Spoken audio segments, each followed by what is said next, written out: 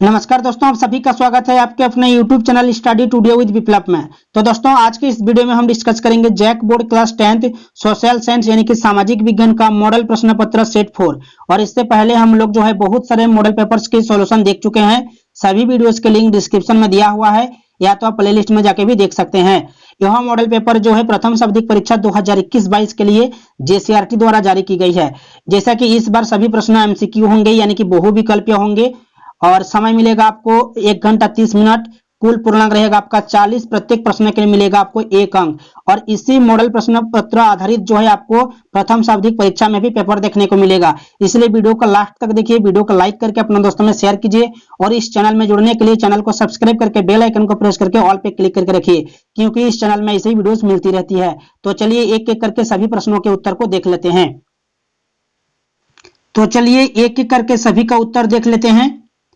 पहला प्रश्न है, ऐसी सरकार या शासन व्यवस्था जिसकी सत्ता पर किसी प्रकार का कोई अंकुश नहीं होता कहा जाता है। ऐसी सरकार या शासन व्यवस्था जिसकी सत्ता पर किसी प्रकार का कोई अंकुश नहीं होता कहा जाता है। 4 ऑप्शन आपके सामने इस प्रकार रहेंगे: निरंकुशवाद, उदारवाद, राष्ट्रवाद या रूढ़िवाद।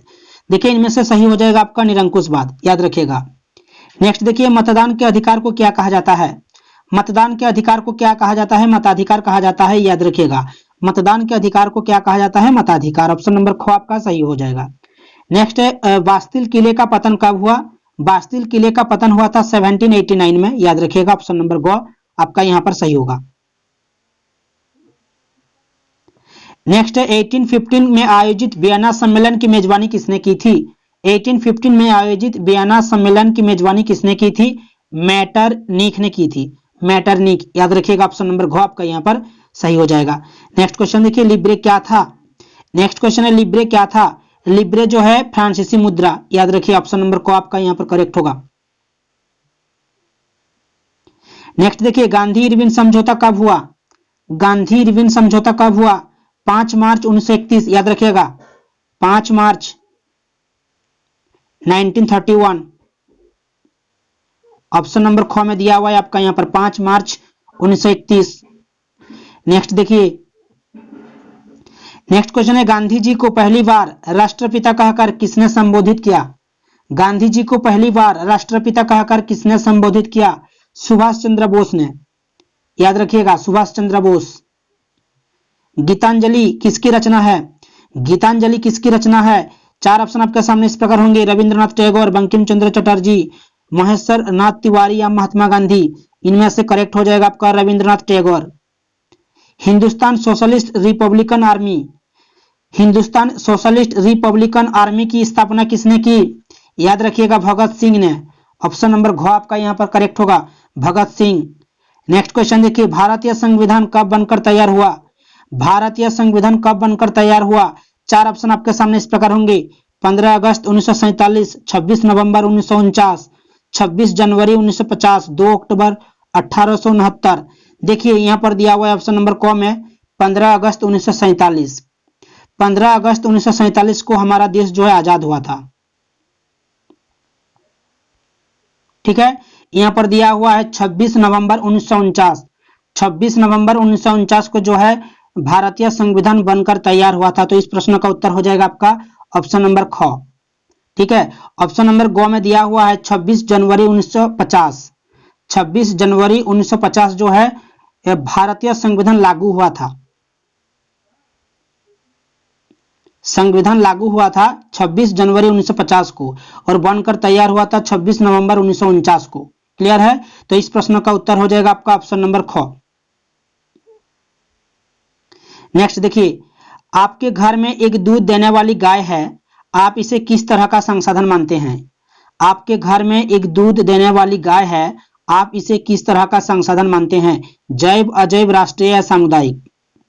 देखिए, गाय का बात किया गया है, गाय जो है आपका जैव हो जाएगा, क्योंकि जीवन है, सजीव है, इसलिए हो जाएगा आपका जैव। नेक्स्ट देखिए, जिस भूमि पर खेती की जाती है उसे क्या कहते हैं? जिस भूमि पर खेती की जाती है उसे कहते हैं कृषि योग्य भूमि। ऑप्शन नंबर को आपका यहां पर करेक्ट होगा।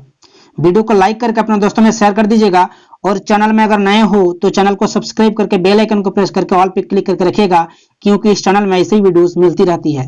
नेक्स्ट देखिए, नेक्स्ट है बांगर और खादर किस मिट्टी का प्रकार है? बांगर और खादर किस मिट्टी का प्रकार है? याद रखिएगा जलोढ़ मिट्टी का। नेक्स्ट देखिए संयुक्त वन प्रबंधन की 1988 में औपचारिक शुरुआत किस राज्य से हुई? केरल, झारखंड, ओडिशा या बिहार? इनमें से करेक्ट हो जाएगा आपका ओडिशा। याद रखिएगा ओडिशा।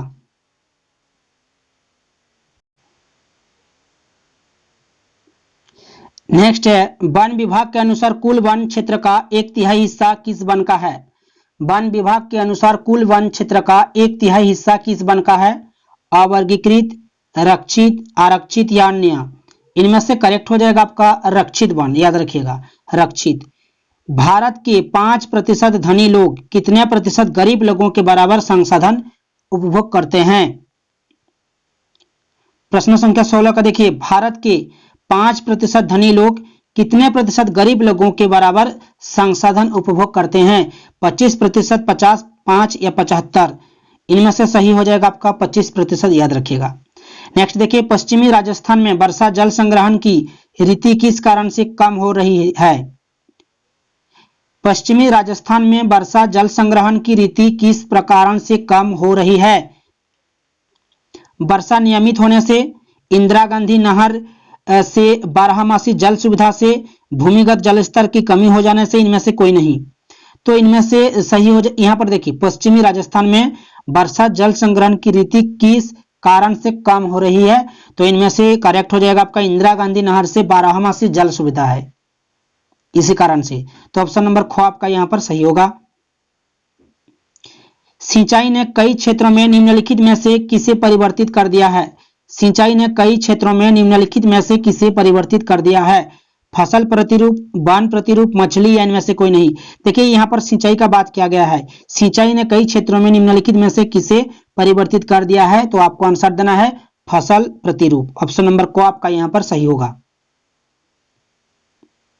नेक्स्ट है प्रचुर मात्रा में जल उपलब्ध होने के बावजूद जल दुर्लभता कैसे होती है? प्रचुर मात्रा में जल उपलब्ध होने के बावजूद जल दुर्लभता कैसे होती है? औद्योगिक कचरों और रसायनों से जल की गुणवत्ता में कमी होना, अत्यधिक प्रयोग से जल की मात्रा में कमी होना, जल की मात्रा में वृद्धि होना या इनमें से कोई नहीं? इस प्रश्न का उत्तर हो जाएगा आपका ऑप्शन नंबर क सही होगा। औद्योगिक कचरों और रसायनों से जल की गुणवत्ता में कमी होना। नेक्स्ट देखिए नेक्स्ट है नदियों पर बांध बनाने से क्या नहीं होता है? नदियों पर बांध बनाने से क्या नहीं होता है? जलाशय की तली में तलछट का जमाव हो जाता है, बिल्कुल सही है। जलीय जीवों के भोजन में कमी हो जाती है, बिल्कुल सही है। वनस्पति और खेत जल में डूब जाते हैं, ये भी सही है। और ऑप्शन डी में दिया हुआ है सूर्य ग्रहण होता है, ये बिल्कुल गलत है। तो इस प्रश्न का उत्तर हो जाएगा आपका ऑप्शन नंबर घ, सूर्य ग्रहण होता है। नेक्स्ट क्वेश्चन देखिए यूएनडीपी के अनुसार किसी देश के विकास को आंकने का आधार निम्नलिखित में से कौन सा है? यूएनडीपी के अनुसार किसी देश के विकास को आंकने का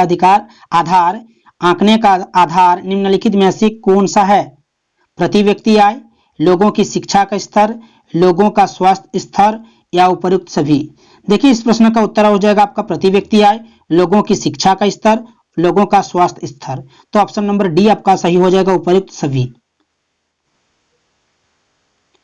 नेक्स्ट है विश्व बैंक की विश्व रिपोर्ट 2017 के अनुसार, विश्व बैंक की विश्व विकास रिपोर्ट 2017 के अनुसार वे देश जिनकी प्रति व्यक्ति आय $12,056 प्रति वर्ष या उससे अधिक है वे समृद्ध देश है, बिल्कुल सही बोला गया है। ऑप्शन नंबर ख में दिया हुआ है वे देश जिनकी प्रति व्यक्ति आय $955 प्रति वर्ष या उससे कम है वे निम्न आय वाले देश हैं, ये भी बिल्कुल सही बोला गया है। ऑप्शन ग में दिया हुआ है क और ख दोनों सही है, ऑप्शन घ में है इनमें से कोई नहीं। तो इस प्रश्न का उत्तर हो जाएगा आपका ऑप्शन नंबर ग, ऑप्शन नंबर क और ख दोनों सही। तो इस प्रश्न का उत्तर हो जाएगा आपका ऑप्शन नंबर ग, क और ख दोनों सही है। नेक्स्ट है प्रति व्यक्ति आय को क्या कहा जाता है? प्रति व्यक्ति आय को क्या कहा जाता है? औसत आय, राष्ट्रीय आय, कुल आय या सकल आय? प्रति व्यक्ति आय को कहा जाता है औसत आय। ऑप्शन नंबर को आपका यहाँ पर सही होगा। नेक्स्ट है इनमें से कौन भावी पीढ़ी के कल्याण को परिभाषित करता है? इनमें से कौन भावी पीढ़ी के कल्याण को परिभाषित करता है? आर्थिक विकास, समृद्धि, धारणीय विकास, जीवन की गुणवत्ता। इनमें से करेक्ट हो जाएगा आपका धारणीय विकास हो जाएगा। नेक्स्ट देखिए, सेवा क्षेत्र में इनमें से किस तरह की गतिविधियां शामिल है? सेवा क्षेत्र के अंतर्गत आता है आपका परिवहन, संचार और बैंकिंग। तो ऑप्शन नंबर गो आपका सही हो जाएगा, परिवहन, संचार और बैंकिंग। जीडीपी का विस्तारित रूप निम्न में से कौन सा है? जीडीपी का विस्तारित रूप निम्न में से कौन सा है? सकल राष्ट्रीय उत्पाद, सकल घरेलू उत्पाद, सकल विकास परियोजना, सकल मूल्य उत्पाद। जीडीपी का विस्तारित रूप इनमें से सही हो जाएगा आपका सकल घरेलू उत्पाद। ऑप्शन नंबर ख आपका यहां पर सही होगा। नेक्स्ट है नरेगा 2005 राष्ट्रीय ग्रामीण रोजगार गारंटी अधिनियम 2005 के अनुसार सरकार द्वारा गारंटीकृत रोजगार की दिनों की संख्या डैश है? 100 दिन हो जाएगा, 100 दिन। ठीक है, 100। यहाँ पर भी 100 दिन है और ऑप्शन नंबर क में भी 100 दिन है। तो आपका सही आंसर हो रहा है यहाँ पर 100, लेकिन एग्जाम में जो है दो ऑप्शन में ऐसा 100 नहीं रहेगा, यहाँ पर दिया हुआ है, अलग बात है। ठीक है, तो इस प्रश्न का उत्तर हो जाएगा आपका 100 दिन। यहाँ पर भी 100 दिन है, तो आपको आंसर देना है 100 दिन। एग्जाम में आपका दो ऑप्शन में ऐसा 100 नहीं रहेगा, याद रखिएगा। नेक्स्ट क्वेश्चन देखिए, नेक्स्ट क्वेश्चन है सवेतन छुट्टी का प्रावधान किस क्षेत्रक में होता है? सवेतन छुट्टी का प्रावधान किस क्षेत्रक में होता है? असंगठित, संगठित, ग्रामीण या इनमें से कोई नहीं? सवेतन छुट्टी का प्रावधान जो है संगठित क्षेत्र के अंतर्गत आता है। तो ऑप्शन नंबर ख आपका यहां पर करेक्ट होगा। नेक्स्ट, अल्प बेरोजगारी उस अवस्था में पाई जाती है जब लोग, अल्प बेरोजगारी उस अवस्था में पाई जाती है जब लोग अपनी कार्य क्षमता से कम कार्य कर रहे होते हैं।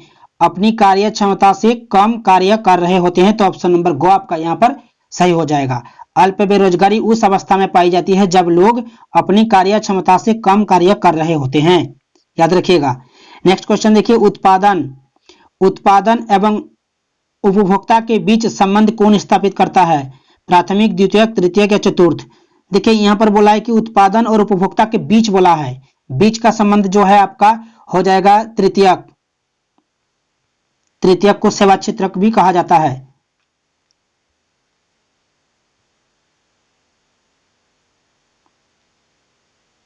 नेक्स्ट देखिए, नियंत्रण एवं संतुलन की व्यवस्था का संबंध सत्ता की साझेदारी में के निम्न में से किस रूप से होते हैं?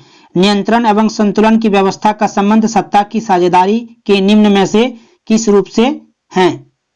सत्ता का क्षैतिज वितरण, सत्ता का ऊर्ध्वाधर वितरण, सत्ता का विभिन्न समूहों के बीच वितरण, सत्ता का दबाव समूहों के एवं आंदोलन की गतिविधियों के मध्य वितरण। देखिए हो जाएगा आपका सत्ता का क्षैतिज वितरण हो जाएगा। ऑप्शन नंबर को आपका सही होगा। नेक्स्ट क्वेश्चन है, 7 आकर संघ बनाने का उदाहरण निम्न में से कौन से देश हैं? 7 आकर संघ बनाने का उदाहरण निम्न में से कौन से देश हैं? भारत, बेल्जियम, संयुक्त राज्य अमेरिका या स्पेन? इनमें से करेक्ट हो जाएगा आपका संयुक्त राज्य अमेरिका, जो कि ऑप्शन नंबर गो आपका यहां पर करेक्ट होगा। नेक्स्ट देखिए, भारत में विकेंद्रीकरण के तहत कई ग्राम पंचायतों को मिलाकर किसका गठन होता है? भारत में विकेंद्रीकरण के तहत कई ग्राम पंचायतों को मिलाकर किसका गठन होता है? जिला परिषद या ग्राम सभा या नगर पालिका या पंचायत समिति? देखिए कई ग्राम पंचायतों को मिलाकर जो है पंचायत समिति का जो है गठन होता है। तो ऑप्शन नंबर घ आपका यहाँ पर करेक्ट होगा। नेक्स्ट है, सत्ता का विकेंद्रीकरण में निम्न में कौन शामिल है? केंद्र सरकार, राज्य सरकार, केंद्र सरकार या केंद्र सरकार और राज्य सरकार, केंद्र सरकार, राज्य सरकार और स्थानीय सरकार? देखिए यहाँ पर बोला है कि सत्ता का विकेंद्रीकरण में कौन शामिल है? तो केंद्र सरकार, राज्य सरकार और स्थानीय सरकार, तीनों सरकार, याद रखिएगा। ऑप्शन नंबर घ आपका यहाँ पर सही होगा। नेक्स्ट है, नगर निगम के प्रधान को क्या कहते हैं? नगर निगम के प्रधान को क्या कहते हैं? मेयर कहते हैं, याद रखिएगा। ऑप्शन नंबर गो आपका यहाँ पर सही होगा। नेक्स्ट है, बोलीविया की सरकार ने कोचबम्बा शहर में जलापूर्ति का अधिकार किसे बेच दिया था? स्थानीय कंपनी को या राष्ट्रीय कंपनी या बहुराष्ट्रीय, इनमें से कोई नहीं? बोलीविया की सरकार ने कोचबम्बा शहर में जलापूर्ति का अधिकार किसे बेच दिया था? बहुराष्ट्रीय कंपनी को बेच दिया था। ऑप्शन नंबर गो आपका यहाँ पर सही होगा। चलिए नेक्स्ट है आपका, निम्न में कौन असत्य है? ऑप्शन नंबर क में दिया हुआ है, दबाव समूह और आंदोलन अपने लक्ष्य के लिए जनता का समर्थन हासिल करने की कोशिश करते हैं। बिल्कुल करते हैं, सही बोला गया है। नेक्स्ट है आपका ऑप्शन नंबर ख में कि आंदोलन कभी राजनीतिक दल का रूप नहीं लेते हैं, यह गलत बोला गया है। ठीक है, आंदोलन जो है राजनीतिक दल का रूप लेते हैं, तो ऑप्शन नंबर ख आपका यहाँ पर सही हो जाएगा, क्योंकि यह जो कथन है असत्य दिया हुआ है। ठीक है, नेक्स्ट देखिए, नेक्स्ट भारत में केंद्र में गठबंधन सरकार की शुरुआत किस दशक से प्रारंभ हुई? भारत में केंद्र में गठबंधन सरकार की शुरुआत किस दशक से प्रारंभ हुई? याद रखिएगा 1990 से, 1990 से। भारत में अवशिष्ट बाकी बचे विषय किसके अधिकार क्षेत्र में आते हैं? केंद्र सरकार, राज्य सरकार, केंद्र एवं राज्य सरकार या स्थानीय सरकार?